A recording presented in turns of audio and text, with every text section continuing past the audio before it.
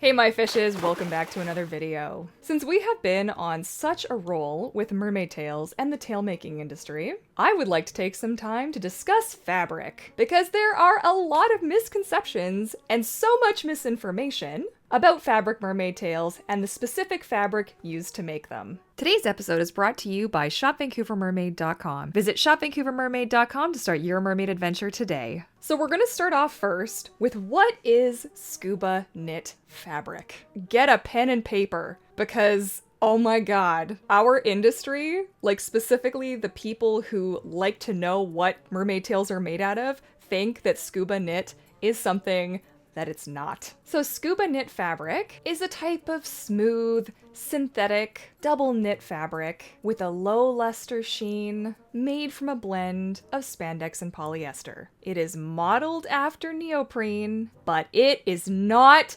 neoprene, and it is therefore not used to make wetsuits for scuba diving. In many cases, scuba knit fabric was never even intended for use in the water. It's really popular for its versatility and is generally used to make dancewear, dresses, and skirts.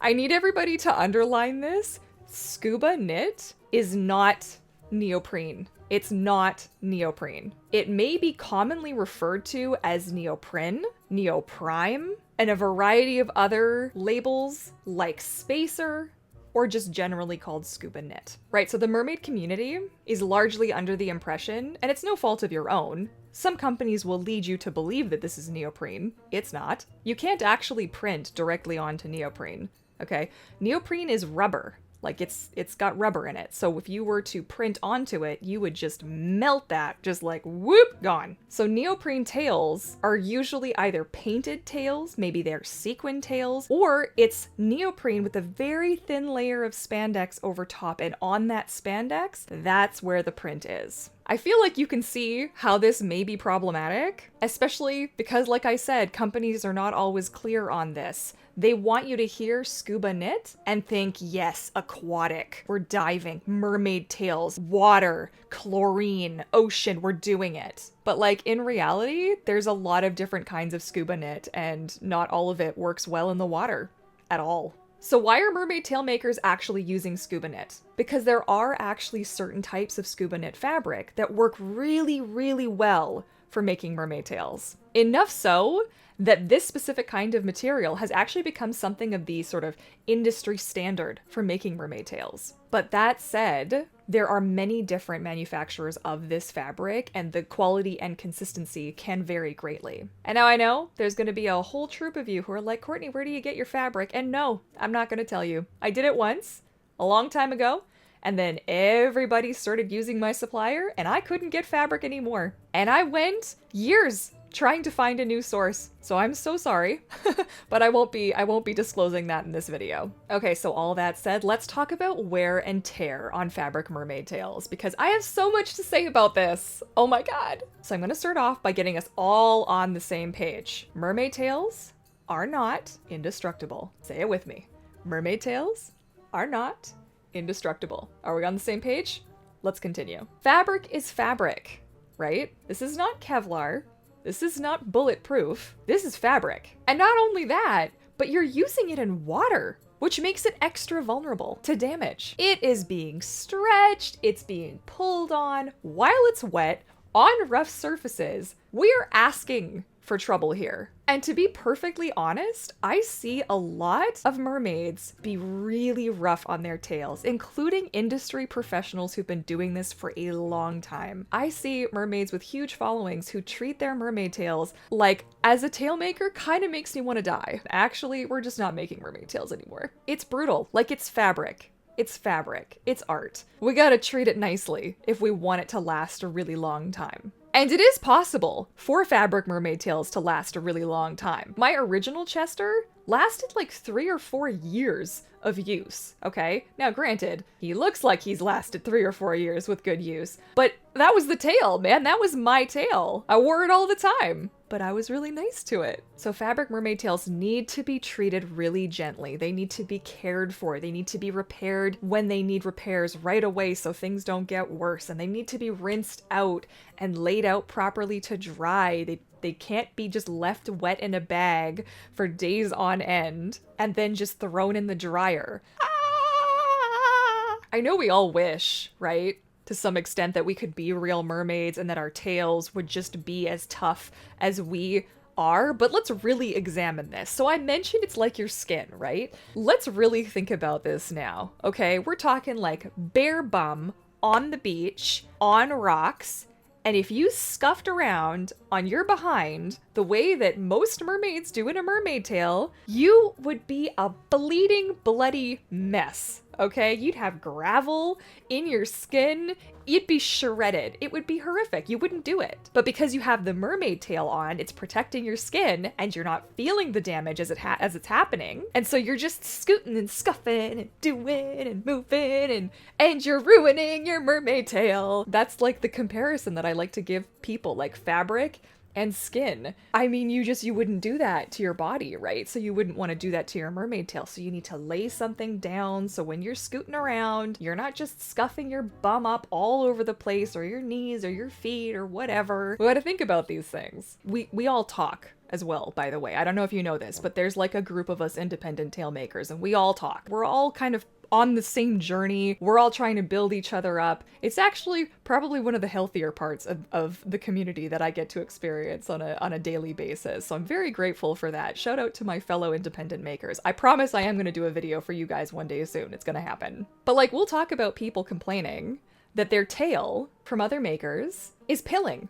Like, oh, after just one swim, or I didn't do anything. This just happened. I can't believe this. I'm so upset. Now, in some instances, this is justified. In some instances, but not in all instances. So we're talking about the instances where somebody says, well, I only wore it once. And then you find out later that it wasn't just once. Or then you see footage and you're like, oh dear God, what are you doing? Why are you treating your tail like this? Oh my God. Because the truth is, if the tail maker used the appropriate fabric, and like I said, it's going to vary across the board depending on where tail makers live as well. They're going to have access to different kinds of fabric. So we have to think of this too, right? We're not all in the prime location. Like even me here in Canada, I'm ordering my fabric from the States because they don't have what I need here in Canada, okay?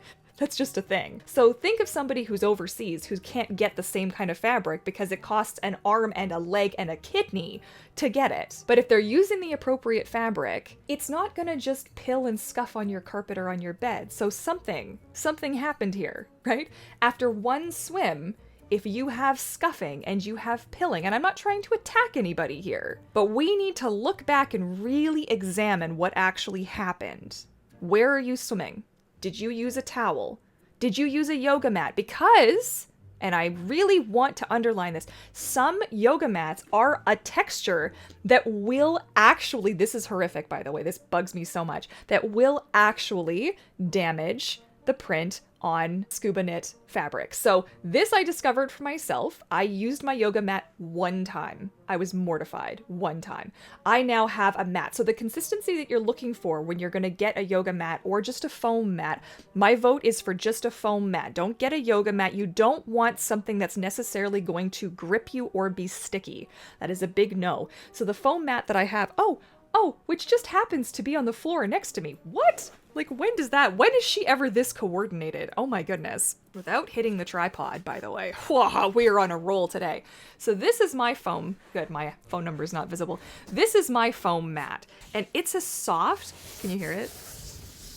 A little ASMR for you there. It's it's squishy, but it's not sticky. I can roll around on that all day long and nothing's gonna happen to my tail. But my specific yoga mat is sticky, and that can be an issue. So I feel like tail makers, we should probably let clients know, spread the word, let people know that you don't want to use a sticky surface, something that's going to grip your body or your tail, because it could potentially have a little bit of a scuffing effect. Okay, so now that we've covered that, if you're at the pool, what's your pool made of? Did you know that in other countries, on other continents, that concrete pools are not a thing? Let me asterisk this. They're tiled. Tiles do not pill tails. They do not scuff tails because they are smooth. What the intended use of a mermaid tail actually is not to be flip-flopping and standing and scuffing across all manner of surfaces and debris. If you show up at the pool, you lay out your ginormous towel, and every inch of your tail is on the towel, you put it on immediately beside the pool, roll into the pool, and do not touch the surfaces with your fluke. I know this is next to impossible because me, with all of my physical issues, I'm forever bumping and scuffing and doing, which is why I designed my tails in a very specific way to help mitigate some of the appearance of damage, and I use a very specific fabric that holds up really well. But this is just something you need to know, that it doesn't matter what material it's made of. If you're doing these things like standing in your tail, kneeling in your tail, scooting in your tail, rolling around on the side of the pool, hopping in your tail, why the hell do people do this? Oh my god. You're on rocks, you're on sand, you're at the beach. Sand, not so much. I don't get as much damage from sand, but that's we can make a whole other video about like what damages mermaid tails. Oh my goodness, and how to avoid it. Thumbs up if you want something like that. But I really hope this has helped to shed some light on this situation, because we're having these expectations that because something costs what it costs, what isn't seen, and this is very true for my independent maker friends, is that it's just us. It's just us. Sometimes it's one other person that's helping to run the business, but it's just us. We are doing it all. So what you're paying for is our creations, our artwork. You're paying for the fabric, yes, but you're paying for the time it took to sew the mermaid tail, the whole creative process and the production. So it's going to be expensive because we deserve to be paid a living wage.